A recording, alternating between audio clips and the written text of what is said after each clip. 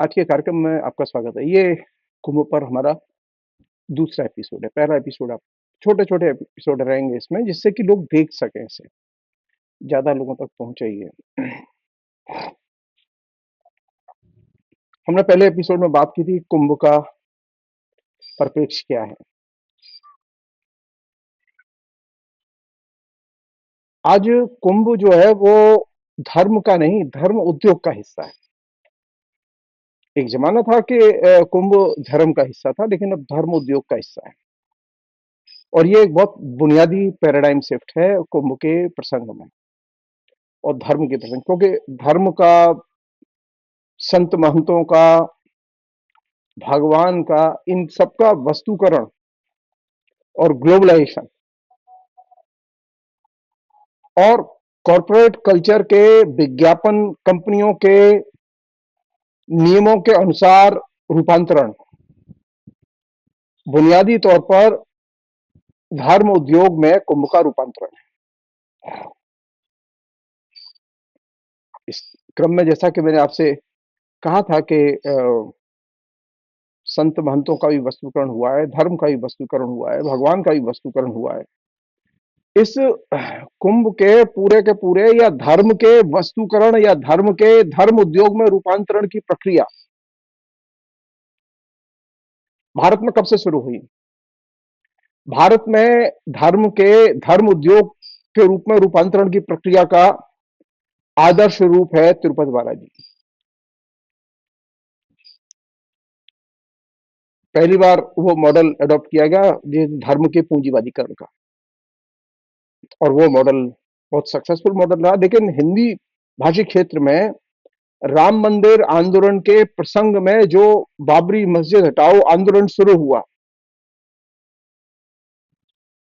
उससे धर्म के धर्म उद्योग में रूपांतरण की प्रक्रिया का गहरा संबंध है। ज्यादातर लोग यही बात करते रहते हैं राम मंदिर आंदोलन के संदर्भ में कि बाबरी मस्जिद के खिलाफ था। वो नहीं, वो बाबरी मस्जिद बहाना था। असल में धर्म को धर्म उद्योग बनाना था, राम को एक राम उद्योग में कन्वर्ट करना था, और उसके लिए ये एक पॉलिटिकल प्रयास था और कॉर्पोरेट घरानों की उसके लिए खुली मदद थी। यही वजह है। अगर वो राम मंदिर का आंदोलन था तो राम मंदिर पर मंदिर बना के वो खत्म हो जाना चाहिए था, लेकिन नहीं, राम मंदिर को एक राम उद्योग के रूप में कन्वर्ट करने के लिए अयोध्या का भी नवीनीकरण किया गया और वहां 30,000 करोड़ रुपए से अधिक खर्च किए गए। वो धर्म के लिए खर्च नहीं किए गए, वो राम के लिए खर्च नहीं किए गए, वो अयोध्या के लिए खर्च नहीं किए, बल्कि अयोध्या का एक तरह से धर्म उद्योग में रूपांतरण, धार्मिक तीर्थ स्थान का धर्म उद्योग में रूपांतरण। और ये जो राम मंदिर आंदोलन था उसका जो पॉलिटिकल कल्मिनेशन था, एक्सप्रेशन था, वो मोदी की गवर्नमेंट में दिखाई दिया। और यही वजह है कि मोदी ने जब शपथ ली 2004 में 14 में और उन्होंने काशी से इलेक्शन लड़ा, तो सबसे पहला जो मिशन शुरू हुआ धर्म के धर्म उद्योग में रूपांतरण का, वो काशी से शुरू हुआ। तो काशी, अयोध्या, मथुरा, हरिद्वार, ये तमाम जो तीर्थ स्थान है, ये अब तीर्थ की नजर से नहीं बल्कि धर्म उद्योग की नजर से विकसित किए जा रहे हैं, और उसी नजरिए से इनमें पूंजी निवेश हो रहा है। अब आप यहां से समझिए इसे कि धर्म उद्योग बनाने के लिए कुंभ को केंद्र की और राज्य की बीजेपी की सरकारें तकरीबन अखबारों की जो खबर है उसमें 7,500 करोड़ रुपया खर्च कर रही है, लेकिन मेरा अनुमान यह है कि तकरीबन 10,000 करोड़ से अधिक का खर्चा इस पे आएगा, उससे अधिक ही हो सकता है। और लक्ष्य यह है कि इससे 30,000 करोड़ रुपया कमाया जाए। वहां 30,000 करोड़ रुपया खर्च किया गया अयोध्या में, किस लिए? अयोध्या को एक इंडस्ट्री के तौर पर कन्वर्ट करने के लिए, धर्म उद्योग के तौर पर कन्वर्ट करने के लिए। बनारस में पैसे का निवेश हुआ इसलिए, काशी विश्वनाथ की सेवा के लिए नहीं, काशी विश्वनाथ का वस्तुकरण करने के लिए और काशी विश्वनाथ का पूंजीवादीकरण करने के लिए और काशी का पूंजीवादीकरण करने के लिए। तो ये जो धर्म की, धार्मिक तीर्थ स्थानों की, धर्म से जुड़ी हुई प्रसिद्ध नगरियों में जो खर्च हो रहा है, उस खर्च का एक बहुत बड़ा हिस्सा, उसका एक बहुत बड़ा लक्ष्य, वो है धर्म को धर्म उद्योग बनाना। दूसरी एक चीज और है जो बहुत महत्वपूर्ण चीज है, वो ये कि मोदी सरकार आने के बाद में धार्मिक इंफ्रास्ट्रक्चर पर सबसे ज्यादा पैसा खर्च हुआ है। आप उठाइए, इंफ्रास्ट्रक्चर के किन इलाकों को डेवलप किया गया है, किन शहरों में इंफ्रास्ट्रक्चर को डेवलप किया गया है। ये वे शहर हैं जहां पर के धर्म केंद्र माने जाते थे, वो धर्म नगरी मानी जाती थी। नरेंद्र मोदी के आने के बाद में 2014 में बनारस से और भी बहुत सारे लोग इलेक्शन जीते हैं, लेकिन बनारस में इंफ्रास्ट्रक्चर का पूंजीवादीकरण, या हम ये कहें धर्म के इंफ्रास्ट्रक्चर पर निवेश, जो एक नया फिनोमिना है, ये मैं जानबूझ के कह रहा हूं। आमतौर पर नरेंद्र मोदी इंफ्रास्ट्रक्चर की बात करते हैं ना, हमने इतनी होटल बनाई, हमने इतनी सड़कें बनाई, हमने इतना शहर में रिनोवेशन किया, वगैरह वगैरह, क्यों कर रहे हैं वो? इसे हम कहते हैं धार्मिक इंफ्रास्ट्रक्चर। सिविल सोसाइटी का, नागरिक समाज का इंफ्रास्ट्रक्चर बनाने पर नरेंद्र मोदी की नजर कम है, धार्मिक इंफ्रास्ट्रक्चर बनाने पर नजर ज्यादा है, क्योंकि उसका उत्पादन, पुनरुत्पादन, मुनाफा, उसका रिटर्न, लॉन्ग टर्म रिटर्न उसका ज्यादा है, और खासतौर पर इंडस्ट्री के लिए ज्यादा है।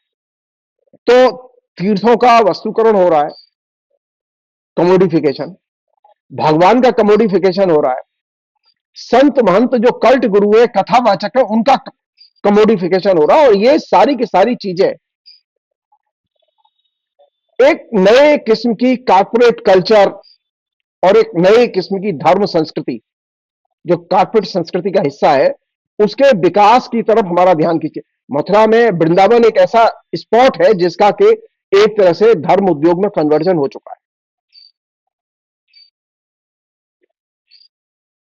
तो ये जो धर्म का जो एक तरह से कन्वर्जन चल रहा है धर्म उद्योग में, ये किसके हित में चल रहा है? क्या धर्म पर अब संत महंतों का कब्जा है? संत महंत इसकी सहयोगी शक्ति है, असल में कब्जा है कॉर्पोरेट हाउसेस का। उन लोगों का कब्जा है जिन लोगों ने इस पर सबसे अधिक पैसा लगाया इंफ्रास्ट्रक्चर में। कॉर्पोरेट हाउस इंफ्रास्ट्रक्चर पर इसलिए पैसा नहीं लगा रहे कि उस पर संत महंतों का कब्जा हो, बल्कि वे इसलिए लगा रहे कि इस इंफ्रास्ट्रक्चर पर कॉर्पोरेट हाउसेस का कब्जा हो। तो ये जो धर्म का जो वस्तुकरण है, धर्म का जो एकदम धर्म उद्योग में रूपांतरण है, ये एकदम नए किस्म की चीज है और नए किस्म की संस्कृति है, जिसे कायदे से समझने की जरूरत है। इस पर हमारे यहाँ धर्म के वस्तुकरण पर, धर्म के धर्म उद्योग में रूपांतरण पर अभी बातें नहीं हो रही है, कायदे से बात की जानी चाहिए। मैं फिर रिपीट कर रहा हूं, बाबरी मस्जिद हटाओ का आंदोलन बुनियादी तौर पर हिंदी भाषी क्षेत्र में धर्म के धर्म उद्योग में रूपांतरण का हिंदुत्ववादी प्रकल्प था। राजनीति, हिंदुत्ववादी राजनीति उसका एक राजनीतिक पहलू है, ग्लोबलाइजेशन उसका दूसरा पहलू है, और थर्ड पहलू है उसका धर्म का धर्म उद्योग में रूपांतरण। और ये जो चीज है, इसने धर्म की एकदम शक्ल बदल दी, धर्म की एकदम भूमिका बदल दी, कल्ट गुरुओं और कथावाचकों की भूमिका बदल दी। वे अब कमोडिटी के तौर पर है। और जब आप धर्म को कमोडिटी बनाते हैं, तो भोग की चीज बनाते हैं, तो जाहिर है जो पेमेंट देगा वो धर्म का उपभोग करेगा। तो अब इस पूरे काम में कमोडिफिकेशन में, धर्म के कमोडिफिकेशन और धर्म को धर्म उद्योग बनाने के काम में कारपोरेट घराने, मीडिया, इंटरनेट, सोशल मीडिया, इन तमाम चीजों को लगा दिया गया है। ये सारी की सारी प्रक्रिया हमारे पुराण, उपनिषद, स्मृतियां, इनमें जो धर्म के बारे में लिखा गया है, धार्मिक तीर्थ स्थानों के बारे में जो लिखा गया है, उसके एसेंस से या उसके मर्म से इनका कोई संबंध नहीं है। बल्कि इसका संबंध है हिंदुत्ववादी राजनीति, धर्म उद्योग और ग्लोबलाइजेशन से।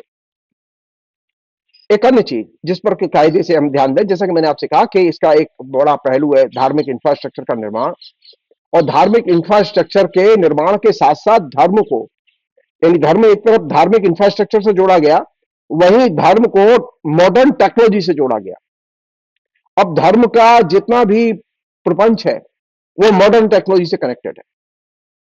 धर्म का जितना भी इंफ्रास्ट्रक्चर है, धर्म के इंफ्रास्ट्रक्चर में काम करने वाले जितने भी लोग हैं, वे मॉडर्न टेक्नोलॉजी से, कम्युनिकेशन की टेक्नोलॉजी से जुड़े हुए हैं, चाहे वो संत महंत हो, चाहे वो शंकराचार्य हो, चाहे वो और दूसरे लोग हों, और चाहे वो राजनेता हो।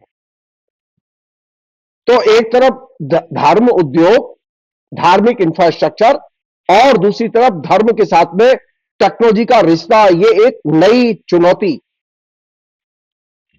हम सबके सामने पैदा हुई है। आप उठा के देखिए, एक सामान्य आदमी के फोन की कॉलर ट्यून में आमतौर पर धार्मिक कॉलर ट्यून होती है। तो ये धार्मिक गीत संगीत, और इसका जो सबसे बढ़िया मतलब आदर्श उदाहरण है वो लाउड स्पीकर।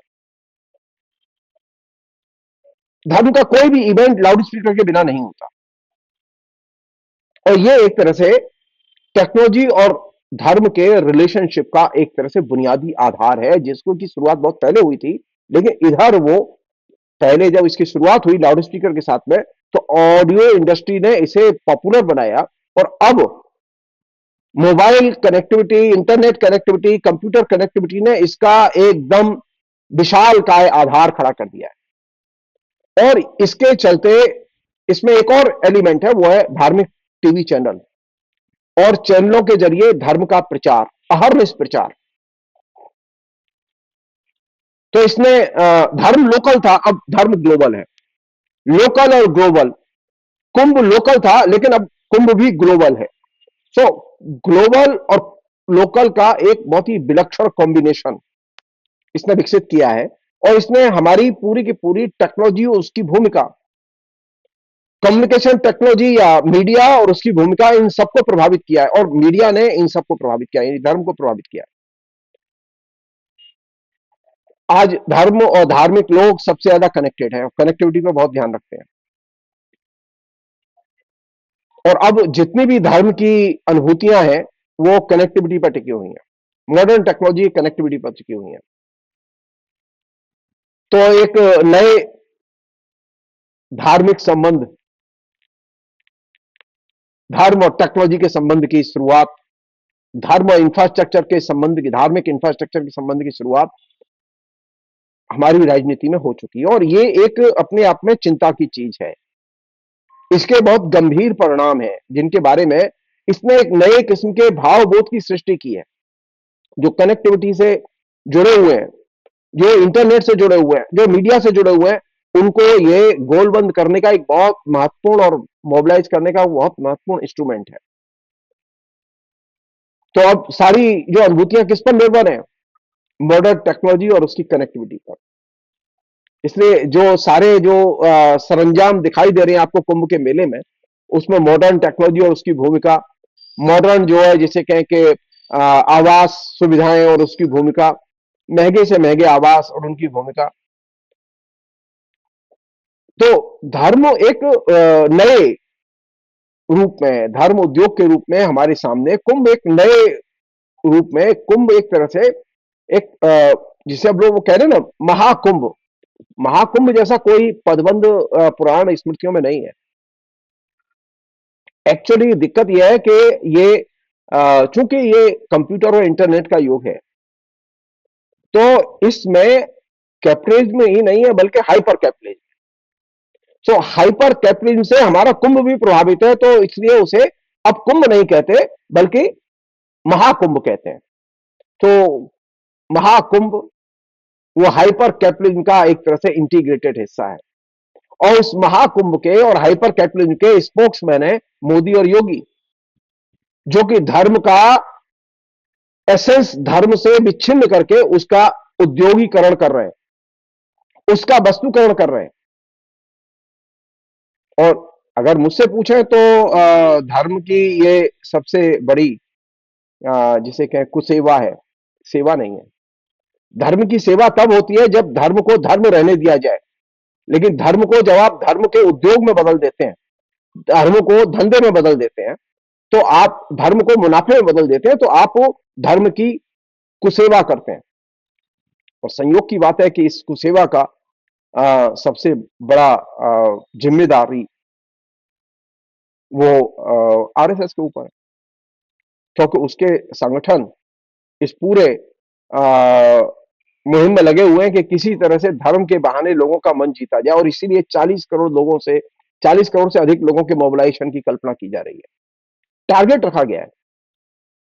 और इसमें जिस चीज का ध्यान रखा जा रहा है वो ये कि जो लोग कुंभ में आए उनको कस्टमर केयर दी जाए। वो कस्टमर की तरह देख रहे हैं उनको, वो तीर्थयात्री की तरह नहीं देख रहे हैं। कुंभ का उपभोग बढ़े, इसमें कस्टमर केयर का बहुत बड़ा योगदान होगा। कुंभ का उपभोग बढ़े, इसमें टेली कम्युनिकेशन का बहुत बड़ा योगदान होगा, मीडिया कम्युनिकेशन का बहुत बड़ा योगदान होगा। तो ये जो पूरा का पूरा योगदान है वो इसलिए नहीं है धर्म को मजबूत किया जाए, बल्कि इसलिए धर्म उद्योग को मजबूत किया जाए। ये जो योगी, मोदी और तमाम इनके जो रणबांकुरे जो कुंभ के और महाकुंभ के प्रचार में लगे हैं, वो किसकी सेवा के लिए लगे हैं? हाइपर कैपिटलिज्म की सेवा के लिए, ग्लोबलाइजेशन की सेवा के लिए। और इसी को ध्यान में रख के 10,000 करोड़ से अधिक की राशि ये कुंभ के आयोजन पर खर्च कर रहे हैं। और इसको आयोजन पर खर्च करते समय उनके दिमाग में यह है कि किसी भी तरह से इससे 3 गुनी राशि कमाई जाए। ये निवेश के लिए निवेश नहीं है, बल्कि कमाने के लिए निवेश है। पहले धर्म जाते थे करने के लिए, लोग निरुद्देश्य जाते थे, उनके अंदर कोई लालसा कामना नहीं होती थी, बल्कि ये होती थी कि हमको करना है। लेकिन अब धर्म करने का मतलब यह है कि मुनाफा कमाना। तो धर्म अगर मुनाफा कमाने की प्रक्रिया का हिस्सा बन जाए तो वो फिर धर्म नहीं रहता, प्राचीन शैली में कहें वो फिर अधर्म का रूप ले लेता है, क्योंकि वो व्यापार में कन्वर्ट हो गया। तो कुंभ का जो कैंपेन है उसमें जो पैसा खर्च करेगा उसे सुख मिलेगा, उसके लिए बढ़िया बढ़िया होटल, धर्मशालाएं, टेंट होटल्स वगैरह वगैरह इन सब की व्यवस्था है। तो ज्यादा से ज्यादा खर्च कीजिए, ज्यादा से ज्यादा सुख पाइए। और इसका जो साइड इफेक्ट है वो ये कि आप हिंदुत्व के अनुयायी बनिए। और इस अर्थ में कुंभ एक पॉलिटिकल इवेंट है, वो सिर्फ धार्मिक इवेंट नहीं है। इस अर्थ में कुंभ एक कारपोरेट इवेंट है, क्योंकि उसका लक्ष्य मुनाफा कमाना, पैसा डुबोना नहीं। जिस तरह से राम मंदिर के प्रकल्प का लक्ष्य राम मंदिर बनाना नहीं था, वो तो एक गौड़ था। असल था अयोध्या और राम के नाम पर कैसे इंडस्ट्री खड़ी की जाए। सो इंडस्ट्री खड़ी करने के लिए 30,000 करोड़ रुपया केंद्र ने और यूपी सरकार ने निवेश किया और अयोध्या का रिनोवेट किया। इससे धर्म को कम, इंडस्ट्री को ज्यादा फायदा हुआ। आगे भी इंडस्ट्री को ही फायदा होगा, धर्म को कोई फायदा नहीं। धर्म को जब आप मुनाफे का एक उपकरण बना देंगे तो वैसी स्थिति में जनता की अवहेलना होगी, मुनाफा प्रमुख होगा। और यही वजह है कि आप कुंभ पर जितना पैसा खर्च कर रहे हैं, अयोध्या पर जितना पैसा खर्च कर रहे हैं, यानी कुंभ पर और अयोध्या पर खर्च किए गए पैसे की अगर ऑडिटिंग की जाए, और बनारस पर, काशी पर जो नरेंद्र मोदी के 2014 में एमपी बने जाने के बाद में ऑडिटिंग की जाए, तो वो तकरीबन 50,000 करोड़ रुपए से अधिक का खर्चा है। 50,000 करोड़ रुपए में आप उत्तर प्रदेश की पूरी पूरी शिक्षा व्यवस्था को उसके पैरों पर खड़ा कर सकते थे, लेकिन आपने खड़ा नहीं किया। क्यों? क्योंकि आपका वो कंसर्न नहीं है। अगर आप धार्मिक होते तो जनता की सेवा करना आपका लक्ष्य होता, और जनता की सेवा का सबसे पहला धर्म है और पहला मंदिर है शिक्षा। कॉलेज, यूनिवर्सिटी, स्कूल, जहां पर लोगों को सस्ते फीस में शिक्षा मिले। लेकिन शिक्षा के मंदिर खड़े करना तो उद्देश्य है नहीं। तो वैसी स्थिति में ये जो बनारस पर, अयोध्या पर, प्रयाग पर ये जो इन्वेस्टमेंट है, ये तकरीबन 50,000 करोड़ से ऊपर का इन्वेस्टमेंट। मेरे ख्याल में इतना हैवी इन्वेस्टमेंट पहले कभी कारपोरेट हाउसेस ने, गवर्नमेंट ने नहीं किया। कभी किसी सरकार ने 50,000 करोड़ से अधिक का खर्चा धार्मिक इंफ्रास्ट्रक्चर पर खर्च नहीं किया, जो कि नरेंद्र मोदी के शासन में आने के बाद हुआ है। नरेंद्र मोदी ने अपने शासन में आने के बाद उत्तर प्रदेश में शिक्षा पर, नागरिक सुविधाओं पर इतना पैसा खर्च नहीं किया जितना इस पर खर्च किया। इससे आप वो अंदाजा लगा सकते हैं कि धर्म को वे एक तरह से पॉलिटिकल मोबिलाइजेशन के उपकरण के तौर पर, औजार के तौर पर इस्तेमाल कर रहे हैं। वो धार्मिक मनुष्य के नाते इस्तेमाल नहीं कर रहे। उनके लिए कुंभ एक इवेंट है, अयोध्या काशी एक इवेंट है, और इसके लिए जरूरी है कि उसे खबरों में बनाए रखा जाए, उसे जनता में बहस का मुद्दा बनाए रखा जाए तरह तरह से।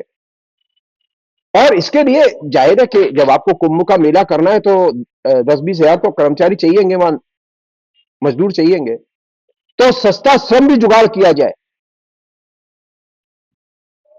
यही अर्थ, इसी अर्थ में मेरा मानना है कि ये कुंभ नहीं, हाइपर कुंभ है, और ये हाइपर कैपिटलिज्म का इंटीग्रेटेड हिस्सा है। उसी तरह जिस तरह से कि अयोध्या और राम का मंदिर हाइपर, अयोध्या और हाइपर राम का मंदिर है, ये जो नया पैटर्न है धर्म के धार्मिक उद्योग में रूपांतरण का, इस पैटर्न को और इसके साथ जुड़े हुए तर्कों को बहस में लाने की सख्त जरूरत है। आज स्थिति यह है कि हम धर्म से जुड़े हुए प्रश्नों पर बहस ही नहीं करते। धर्म के पूंजीवादीकरण से धर्म का नुकसान होगा कि फायदा होगा, हम इस पर बहस ही नहीं करते। ये तमाम संत महंत कल्ट गुरु, ये तमाम कथावाचक, ये सारे के सारे धर्म का वस्तुकरण करने में, कम्युनिटिफिकेशन करने में लगे हुए हैं। हमने कभी ध्यान ही नहीं दिया कि ये धर्म के इतने विज्ञापन रेलवे स्टेशन से लेके, बस स्टैंड से लेके, अखबार से लेके, मेट्रो से लेके तमाम जगहों पर क्यों दिखाई दे रहे हैं। ये धर्म को धर्म की जगह से विच्छिन्न करके उद्योग में रूपांतरित करने की सबसे खराब प्रक्रिया है। इससे धर्म की सबसे अधिक क्षति हो रही है, और मुनाफा कौन कमा रहा है? पूंजीपति। जिस पूंजीपति ने धर्म के विकास पर, धर्म पर कभी एक फूटी कौड़ी खर्च नहीं की बिना स्वार्थ के, वह पूंजीपति धर्म के औद्योगिकरण पर सबसे अधिक खर्च कर रहा है। पहले उसने बद्रीनाथ केदारनाथ पर खर्च किया, बनारस पर खर्च किया। ये जो बद्रीनाथ केदारनाथ, काशी, अयोध्या, प्रयाग, कुंभ, इन तमाम का जो धर्म से धर्म उद्योग में रूपांतरण है, इसे समझने की जरूरत है। और इसमें यह भी समझने की जरूरत है आखिर क्यों इसमें बड़ी कारपोरेट कंपनियां पैसा निवेश करती हैं। वो इसलिए नहीं कि वो धार्मिक है, उनका धर्म से कोई लेना देना नहीं है। उनका एक ही धर्म है, मुनाफा कमाना। वो न विष्णु के भक्त हैं, न राम के भक्त हैं, वो मुनाफे के भक्त हैं। नरेंद्र मोदी न राम के भक्त हैं, न कृष्ण के भक्त हैं, न शंकर के भक्त हैं। वो सिर्फ मुनाफाखोरों के भक्त हैं। उनकी पूरी योगी की पूरी पॉलिसी का लक्ष्य है कि किस तरह से धर्म से अधिक मुनाफा कमाया जाए, राजनीतिक मुनाफा और आर्थिक मुनाफा। अगर राजनीतिक मुनाफा और आर्थिक मुनाफा कमाना लक्ष्य न हो तो ये लोग तो एक फूटी कौड़ी खर्च न करें। तो ये जो धर्म में जो निवेश हो रहा है, इसका जो लक्ष्य है वो राजनीतिक आर्थिक मुनाफा कमाना है। इसका लक्ष्य धर्म का प्रचार और धार्मिक जो मूल्य है उनका प्रचार करना नहीं है, बल्कि पूंजीवादी कल्चर, हाइपर कल्चर और हाइपर कल्चर के परिप्रेक्ष्य में हाइपर धर्म, इसका प्रचार करना है। और यही सबसे बड़ी चुनौती भी है। फिलहाल इतना ही। बहुत बहुत शुक्रिया। Thank you.